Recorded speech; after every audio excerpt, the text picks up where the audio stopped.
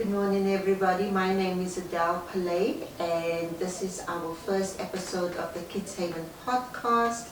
And we have a very, very special guest here. We have our village manager, Miss Nolwandiso Mpependuku, who's been the village manager for the past 16 years. We published our book, Born for a Reason, for our 20th birthday celebration. And I would like to read to her from one of the children's life stories, really, about what she had to say about the work happening at the village and Kids Haven. This young lady says, at the time, I am 19 years old and I am currently studying towards the chartered accountancy profession at the University of Johannesburg. This is my story. I was born in a small township in the east of Johannesburg, Katlehong.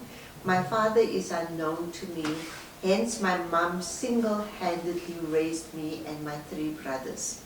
However, in 2004, when I was just 11 years old, my mom died. 2 of my brothers were already old enough to look after themselves, and my younger brother was taken in by my mother's family. I was all alone. I felt as if it was the end of the world for me. Then God opened a window. In 2004 December, Kids Haven took me in and made me a part of their caring family. I was given clothes, toiletries, food, and my own bed. I even received Christmas and birthday presents for the first time in my life.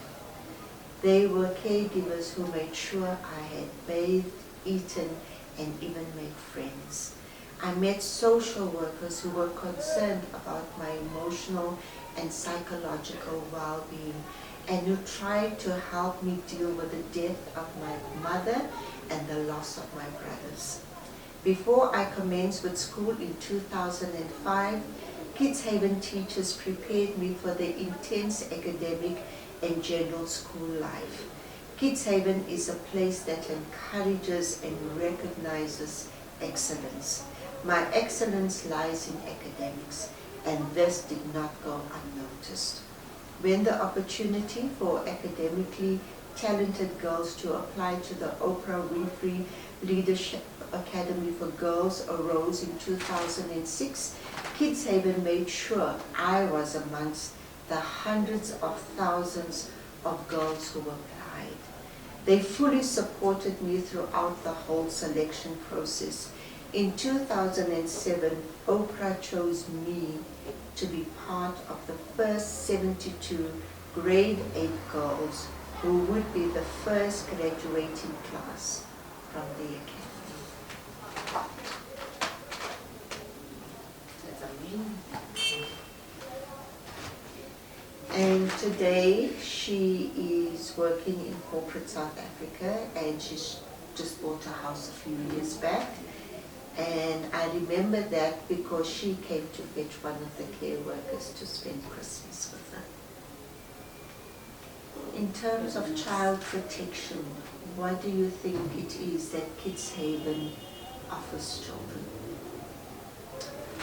Well, children, when they come, they need protection because children cannot take care of themselves. This prevents them from being abused, exploited, and taken for granted by people who are cruel out there. So, being in Kids Haven, the children are protected in many ways. They have experienced trauma. There is a lot of uncertainty in their lives.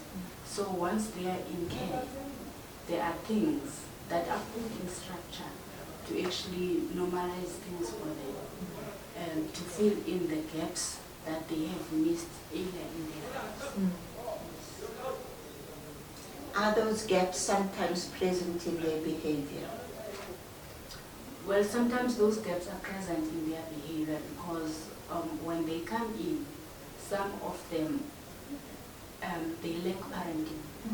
The parent hasn't been there, so there are things that are new to them, that are introduced to them, like bringing in structure, bringing in routine. Some of the children were not exposed to those things when they were children, so those are new things to them. But once those things are introduced to them, when they settle in, then certainty now kicks in their lives. Now they know that there is someone who's taking care of me. Does that relieve them from the burden of trying to protect themselves? Because you're saying children can't protect themselves. That relieves them from the burden of protecting themselves, because now they are in a space or in an environment where they now feel safe, because now there is an adult in their lives who gives them attention that they need. Even if it's for 10 to 15 minutes, that undivided attention given to that specific child tells the child that I do matter to some of the people here in this place. So maybe we can just explain to listeners or viewers what the village setup is like. We've got 6 houses. At the moment we have 86 children. Our youngest is 4. Okay. And so when you say 15 minutes of undivided attention, it doesn't mean that child is not tended to the whole day. So what is the routine at the village? What time do kids normally wake up for school? Well, our buses start picking up the children from 6:30. So the smaller children, they wake up from 5:45 to get ready for school. They have their breakfast. They wake up, they bath, they have their breakfast. They get ready to be taken out of the gate to school by the buses. So when they come back, they know the routine, that when they come back home, you go back home, you change, eat your lunch, there is homework that needs to be done, then there is time to rest as well. Okay. Yes. So if I understand what you're saying, the presence of a caring adult is child protection, routine and structure is child protection, and then setting the environment for the child to go to school and then come back and still getting attention to do homework. So those are protective factors. Those are protective factors. You know, coming back from school to home, some of them have had challenges in their lives. So there are gaps. So they have challenges at school as well. So coming back to a home environment where someone is going to ask you, how was your day today at school? Then that creates a space to say, I'm valued. Because now it's not just more about homework, that now it's homework time, let's do this.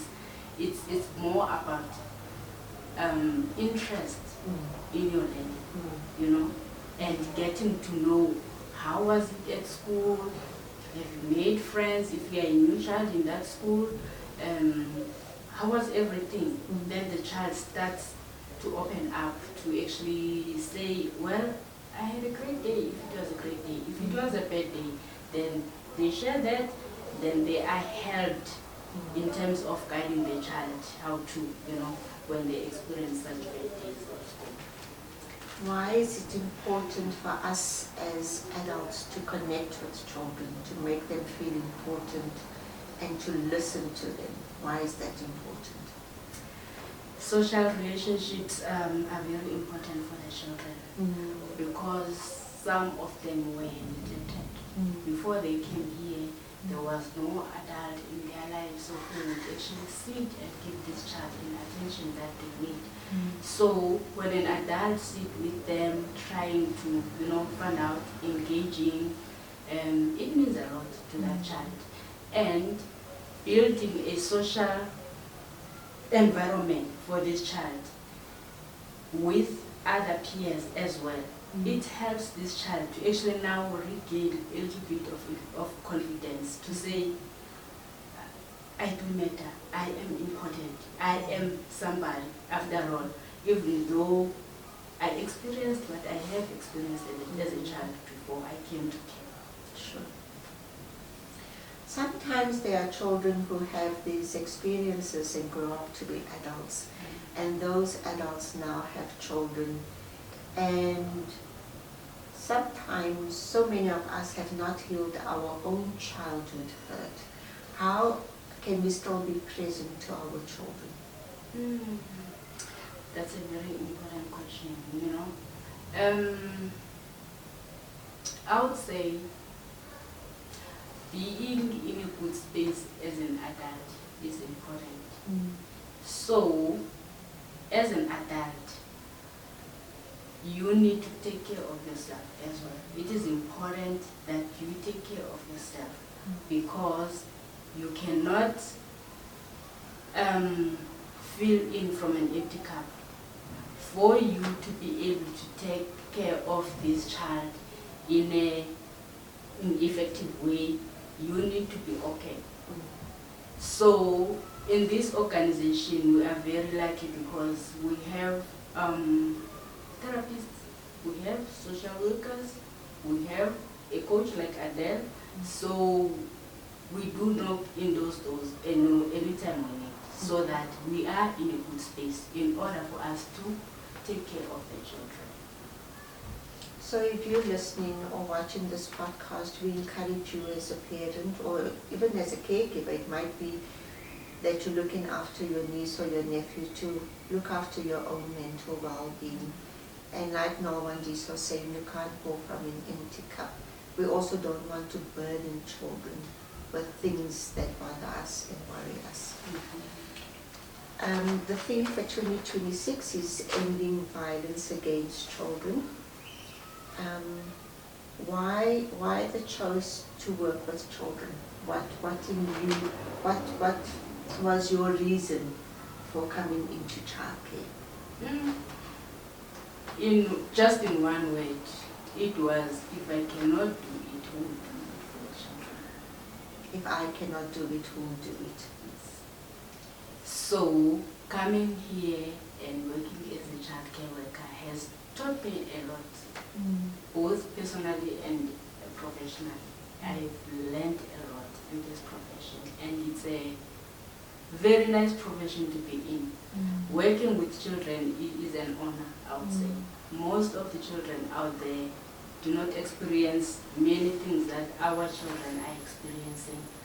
And most of the parents out there are struggling with